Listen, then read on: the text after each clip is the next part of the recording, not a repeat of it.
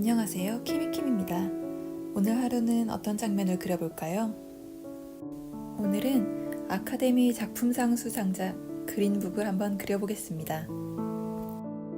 저는 솔직히 이번 아카데미 작품상 수상작으로는 알폰소 쿠아론 감독의 로마를 응원했습니다. 그래서 그린북이 호명되는 순간 괜히 좀 속이 상했었는데요. 그런데 이번에 막상 또 이 영화 그린북을 보고 나니까 아카데미 작품상을 받을 만한 작품이라고 생각하게 되었습니다. 이 영화의 그린북이라는 제목은 흑인 여행자들이 이용할 수 있는 호텔이나 식당 같은 것들에 대한 정보를 모은 실제로 존재했던 이 책의 이름에서 따온 제목이라고 합니다. 이 영화는 1962년 미국을 배경으로 하고 있습니다. 주인공인 토니는 이탈리아계 이민자 집안 출신으로 8주간 흑인 피아니스트인 셜리 박사의 남부 투어 운전기사로 일하게 됩니다. 이 길지도 짧지도 않은 시간 동안 셜리 박사와 토니는 우정을 쌓게 되고 그 과정에서 각자 자신을 얽매고 있던 여러 가지 것들에서 한 발 벗어나 조금 더 성장하게 된다는 내용의 실화를 바탕으로 한 로드무비입니다. 저는 사실 이 영화 그린북을 보기에 앞서서 이 영화에 관한 여러 가지 부정적인 내용의 정보들을 많이 접한 상태였어요. 그래서 사실 좀 시큰둥한 약간 찜찜한 상태로 이 영화를 보게 되었습니다. 그런데 제가 예상했던 되게 과장된 갈등 상황이나 아니면 그 답답한 현실에 대한 되게 진부한 묘사가 이렇게 가득한 영화라기보다는 생각보다 훨씬 잔잔하고 스무스하고 또 따뜻하고 섬세한 느낌의 그런 영화였어요.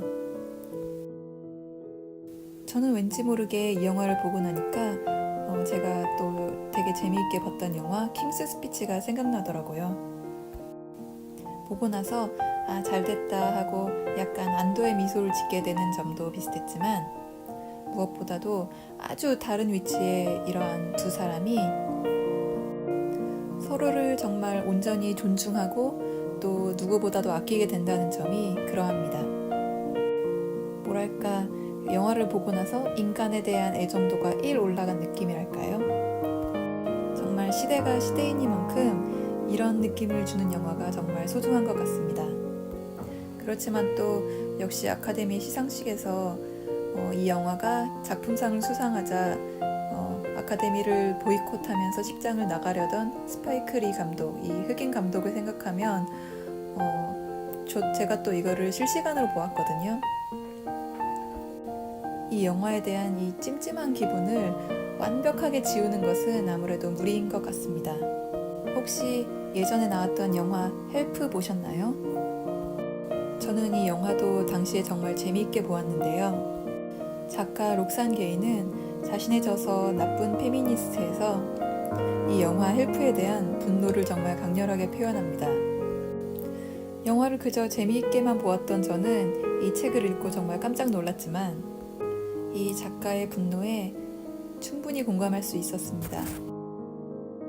그린북과 같이 불과 몇십 년 전 정말 멀지 않은 과거에 흑인들이 겪었던 정말 말도 안 되는 경험에 관한 영화이지만 이 영화는 백인 여성이 쓰고 백인 남성이 연출하였잖아요. 이 사실에 대해서 흑인 여성인 작가가 스스로도 정말 옳지 못한 생각이라는 것은 알고 있지만 그 사람들이 어떻게 감히 이런 영화를 만들어 이렇게 생각하게 되는 그 프로세스를 일본에 끌려간 가엾은 조선인을 도와주는 훌륭한 일본인에 관한 일본인이 만든 영화를 떠올리는 것만으로도 그 역겨워지는 경험을 통해서 약간이나마 이해할 수 있었습니다.